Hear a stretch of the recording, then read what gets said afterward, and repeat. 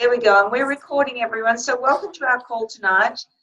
Just before some of you came on, I was just saying the previous call on Hunters and Gatherers with Luce Hawkins, QNMD, doing it in snatches of time, to me was totally inspirational, and it just sorted out a lot of cobwebs that I've got and a lot of, oh my God, where am I? What am I supposed to be doing? What's the best thing?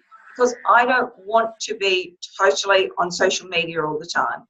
I want to try and get a little bit organized, but I think I speak for all of us, actually want to enjoy it rather than, for some of us, when we've been a little bit torn between having a group, having a business page, or both, and your timeline, we're getting ourselves a knickers in a knot, we're getting confused, we're overwhelmed.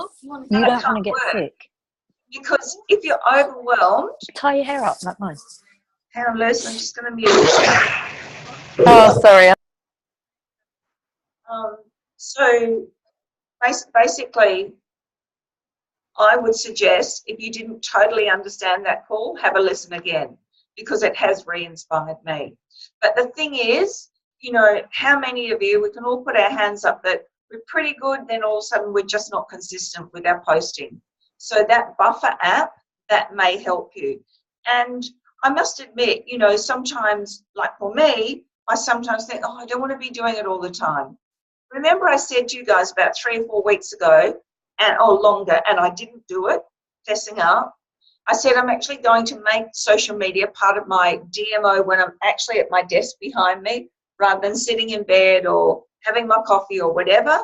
So really, when you think about it, we all know that it's still face-to-face, belly-to-belly, talking to people, good old-fashioned talking, but we cannot deny that social media is going to be a huge thing.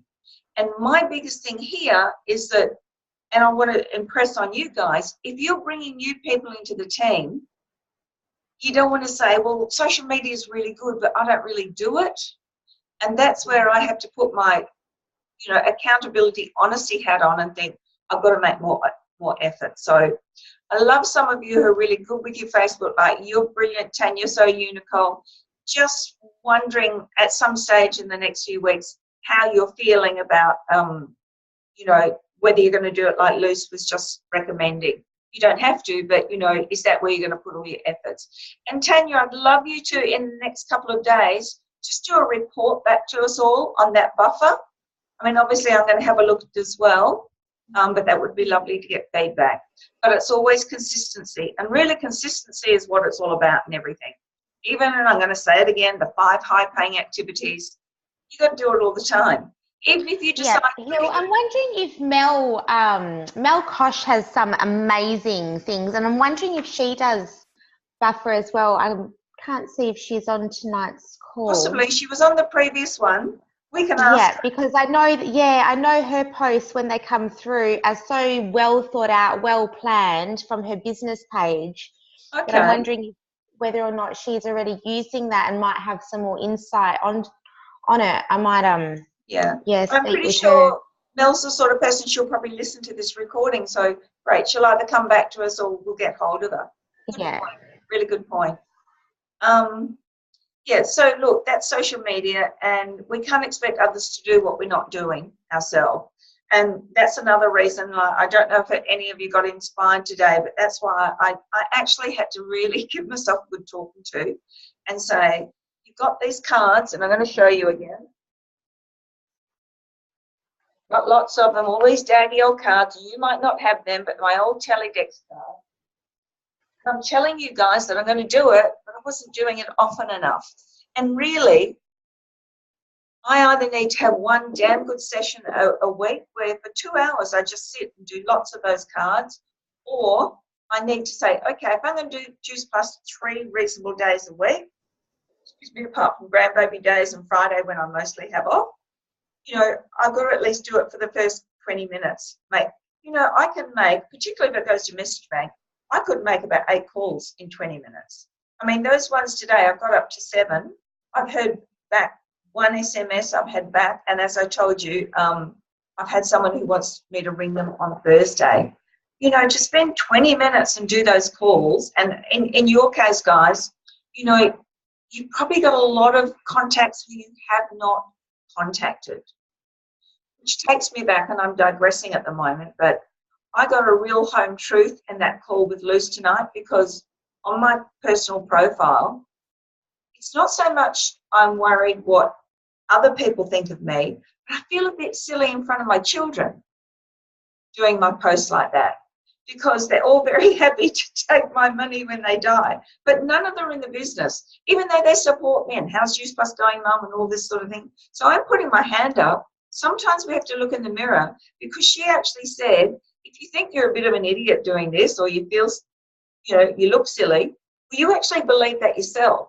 So, myself and maybe some of us, we need to get the courage of our convictions that we're out there, yes, to help ourselves and build our business, but we are doing nothing but spreading love and health and joy, because Juice Plus cannot hurt anyone, it can only help. And this business, whether you're earning $200 a day or a month, or $20,000 a month, you're still gaining. So consistency is the key. Love to have some feedback at a later stage for those of you who are going to look at buffer, etc. So tonight, most of you know that I want to get stuck into Eric Worre Go Pro, because it's very easy.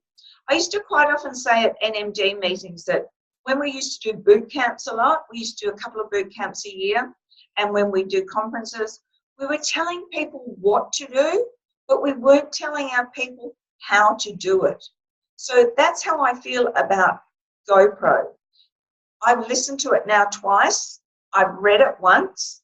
And today, because I was prepping for the thing, I'm starting to read it again.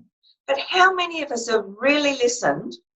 And the only time I can ever remember really doing what he says is having a listen in fact, it was to one of Nicole's Frontline. I went there to do a launch ages ago, over a year ago, and I remember listening to Eric Worre GoPro, and whatever I learned on that, I remember doing it at the launch, at the presentation. But it's very easy to forget. So I personally think that we actually need to study. Each week we'll have a little study session around a chapter or so, and then during the week we can practice it. Because I think if we don't do that, it's too easy to just, like we say, we can know absolutely everything, but if we're not going to put it into action, there's no point. Okay, so the first thing I want to say, just at the start of the book, who has actually listened properly to GoPro? Just raise your hands. Who's listened to it entirely? Okay. Who has read the book entirely? Okay, right, beautiful. So it doesn't matter where, I should have said, have you listened or read it? So I just want to start off refreshing you that at the beginning he talks about network marketing isn't the perfect job, or perfect way of employment, but it's a better way. Nothing's ever perfect. And he talks about all the different categories, and that is blue collar workers, white collar workers, people in sales, traditional business owners, and investors. And he goes through and he talks about all the things that don't work in those sort of things. And then when he talks to people about what they don't want in their job or employment or whatever, he comes up with these things. And a lot of this, guys, is straight from the book, but I figure most of us are committed to be on here for half an hour on a Monday night. We might as well, even if I'm reading a lot from a book, we're still learning. So, and a lot of you will recognize this from when we do our Design Your Life things. Remember, sometimes we do the board, what you don't like about your life and work, what you would prefer. So basically, people usually start naming things they don't want. They don't want any bosses, they don't want to commute, they don't want the alarm clock going off, they don't want to either be an employee or they don't want to have employees and the responsibility. They're sick to death of the politics. They're sick to death of compromising and everything. We just heard that with Luce. I mean, that must cause such resentment and rage in her little heart, and for that little baby's heart. How rude. And they don't want to have any educational requirement, because some of the most well-paid people in the world do not have a huge education. And a lot of people who've got a degree, they don't necessarily use it. So what he actually said, and I'm sure for those of you who are working like Liv, I think you're working still, Nicole, you've certainly got another business. I'm sure you recognise some of those. Like, do you like your alarm clock going off? Do you like having a boss? I'm sure most people don't. So I just want to share this with you. Got to find my place. Okay, so he's saying what they do want when they start to really visualise what they would like their job or their employment to be. They want something better. They want something positive. They want to have a great product or a service. They want to have unlimited income. They'd like a residual income. They'd like to enjoy the people they work with. They want time freedom. They want something meaningful. They want personal growth. They want lots of perks. They want to be international, global. They want to make a contribution to worthy causes. They want something that's low risk, low startup cost, economy proof, tax benefits, and fun. I mean, we know, because I'm preaching to converted here, that is network marketing. But the last thing that any of us would say that network marketing is easy. It can be fun, and it's very rewarding, and it's personal growth. And sometimes it's just sheer luck, just some lucky breaks. But that's not what makes you a solid business. So then he goes on to say, if you're going to be involved in network marketing, decide to be a professional, decide to go pro.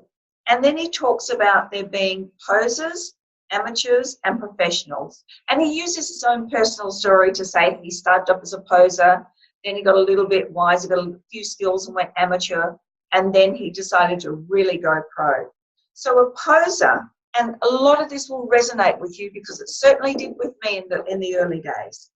Posers treat this profession as a lottery ticket. They're hoping to hit it big with as little effort as possible. Okay, that's human nature. Hey, this sounds fantastic because everyone whoops it up and builds it up and, you know, and maybe even blows it out of proportion. But these fantastic stories of success do happen, guys, but it doesn't happen as quickly as everyone thinks. It really is, majority of people take 2 to 10 or 12 years to get to be an NMD. So, you know, I still think when you've got that freedom, as long as we don't get too caught up in doing all the wrong things in social media, you can actually enjoy it, not put too much effort into it. And for those of you who feel they're putting too much effort into it, have a think and think, are you doing anything really proactive, or are you just dabbling around with stuff at your desk and doing things that actually won't bring you into action? He then talks about amateurs. So then amateurs focus on different things. One of the things he continually focused on as an amateur was luck. I was really hoping to get lucky and sign that monster distributor who was going to make me rich. Hey, who hasn't thought that? I still think it. So maybe I'm part amateur, part professional. I still get excited and I visualize and I meet people and I think, oh my God, this person is going to be brilliant. I can't tell you how many times I've been wrong. So often. And I so often think it's the ones you think won't who will, and the ones you think will quite often won't.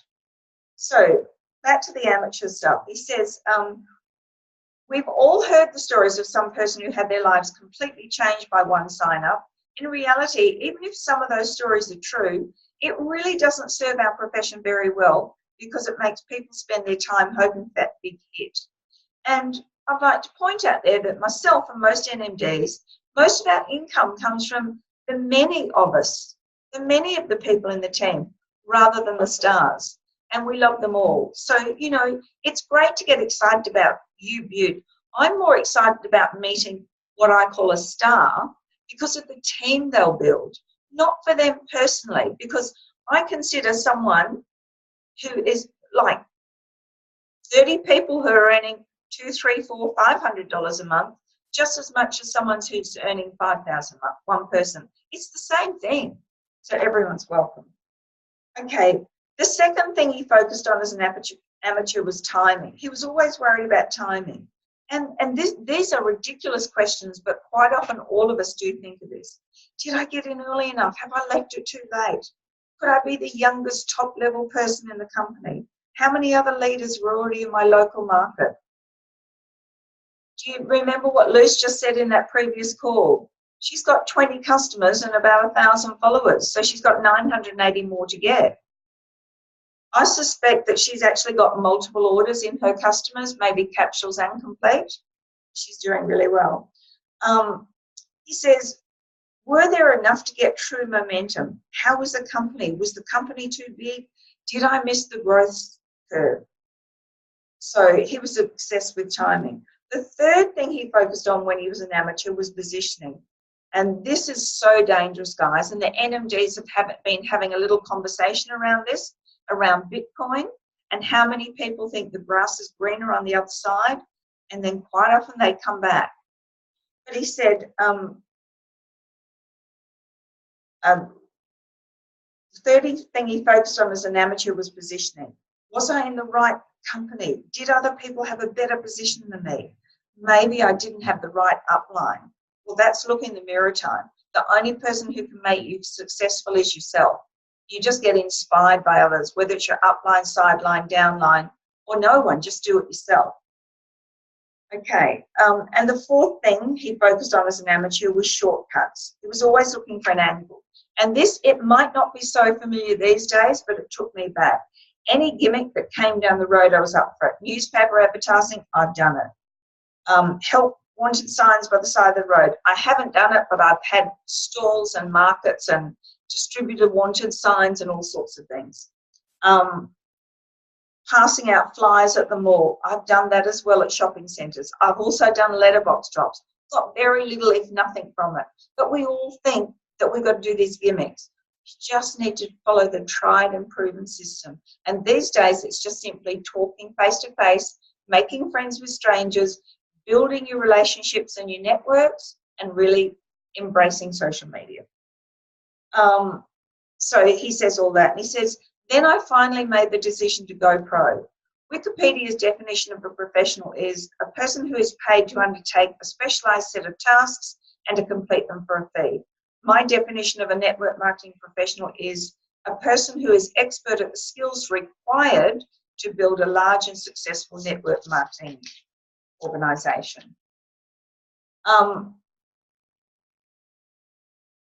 He says when he made the decision to go pro, everything changed for him. He stopped focusing on luck, timing, positioning, and shortcuts. He even stopped, this is a really big one, he even stopped focusing on the money.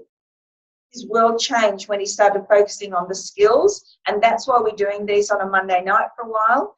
Further on in the book, he talks about skills, and we're going to practice them and then go and practice them during the week and then do a recap on the next call. So as I said before, most people can take up to 10 years to get to NMD. He also says, I just want to finish this a little bit with this. Another thing happened when I decided to go pro. All of a sudden, my group started to grow. It was like people could sense my change of focus and my commitment to excellence, and they wanted to be a part of it. Think about a time in your life when you were around a person committed to excellence. It might have been a teacher, a coach, a boss, or a friend. How did it make you feel? It was inspiring. So you'll find you'll be an inspiration to others when you make this important shift. And he says if you stay a poser or an amateur, you're going to be miserable. So I hope you all heard that. We've all got to go pro.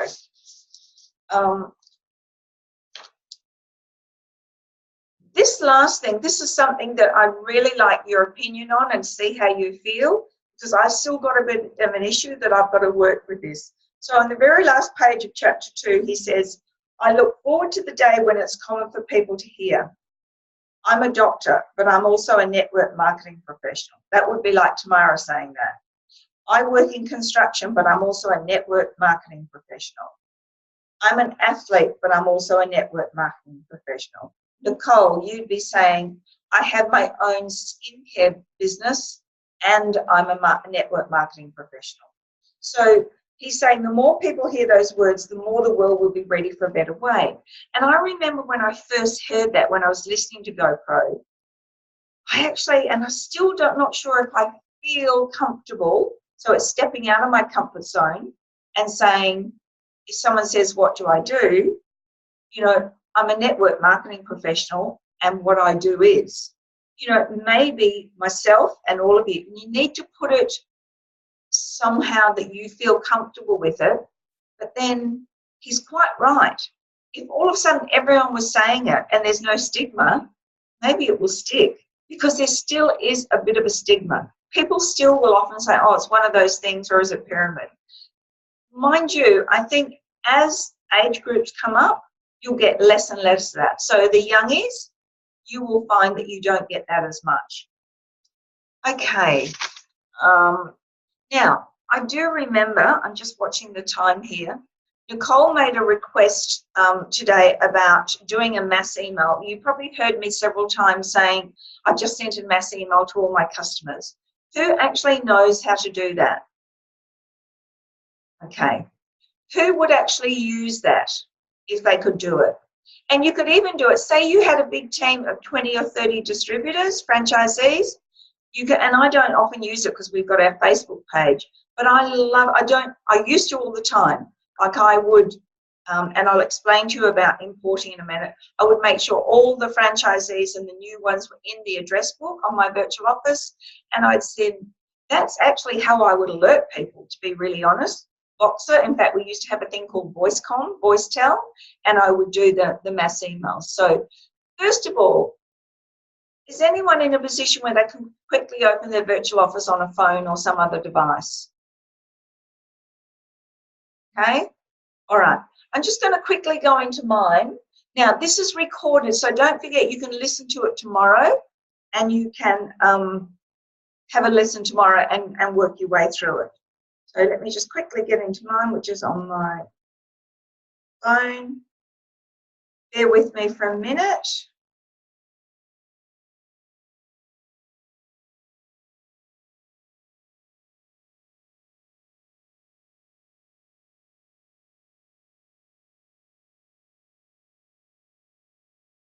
Okay, I'm just signing in and going to the full site.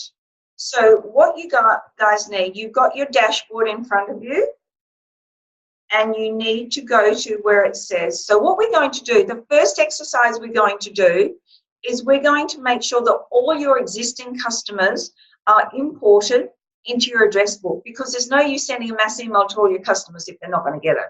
So the first thing I want you to do is go to My Customers on the bottom left-hand square of your virtual office.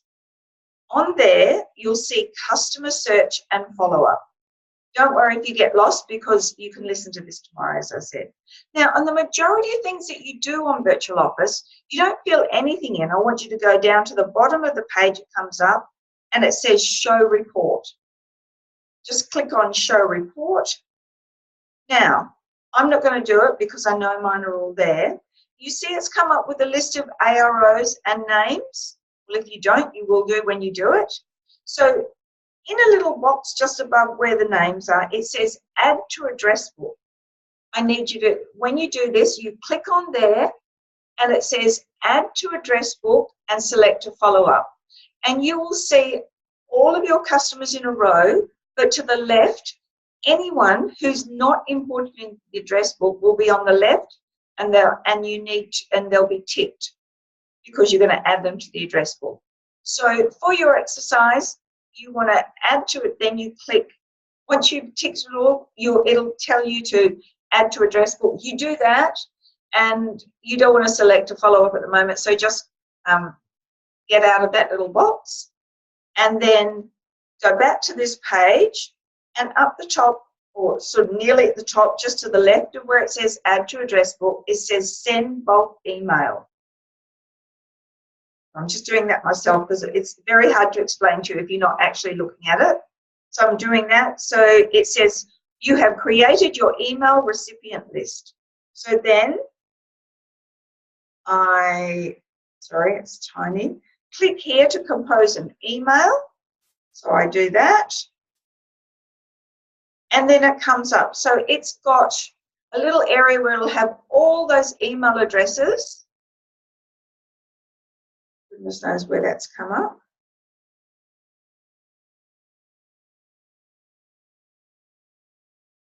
Sorry, it went to something totally different. So I know how to explain the rest to you anyway. So it will come up to that, and you'll see all these email addresses. Then you'll have a little section that says always CC me into this email, or always BCC, blind carbon copy me into it. And then you can add an attachment. Like today, I was so annoyed. I was actually trying to add an attachment. It wouldn't work, but usually it does. And then you've got a subject heading, and then you just write a normal email. Now, when this goes to all your recipients, it is not pretty. Over all the years I've been doing Juice Plus, they cannot change it so we can make it beautifully set out.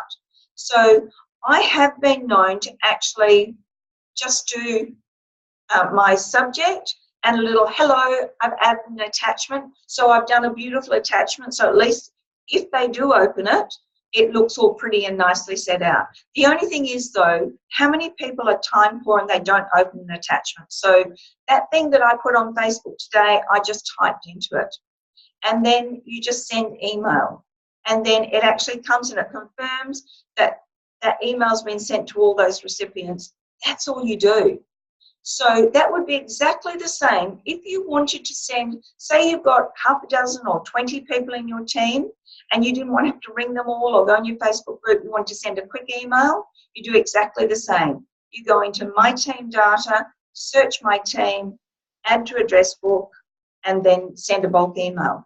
And while you're in there, guys, if you haven't had an Explore, there's all sorts of, you can send a birthday greeting, you can send a congratulations, you can make an event flyer. There's lots of things you can do. What was the subject? You did the subject heading for that email. For mine, I think I put totally, let me just look in my emails. I think it was. You want that to track them, don't you? You do, you do. Hang on a minute. Right here. Yeah, that's what I thought.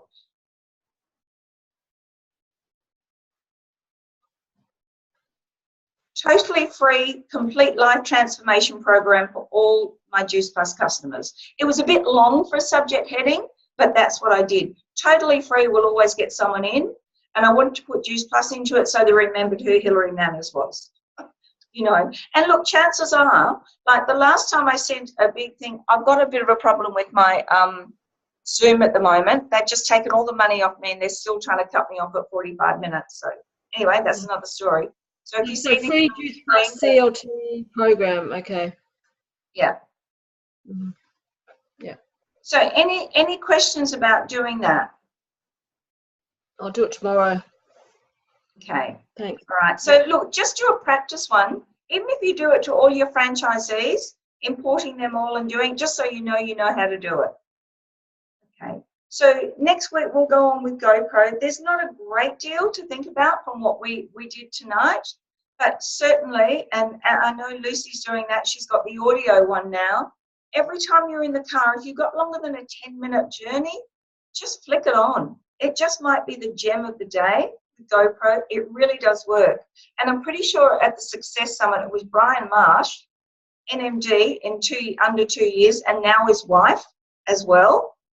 You know, let's face it, he told us all we need to get right onto GoPro, and so did someone recently, and I can't think who it was on one of our NMD calls. So actually it was Kim Tayak. If I, would you? So I'm going to stop the recording.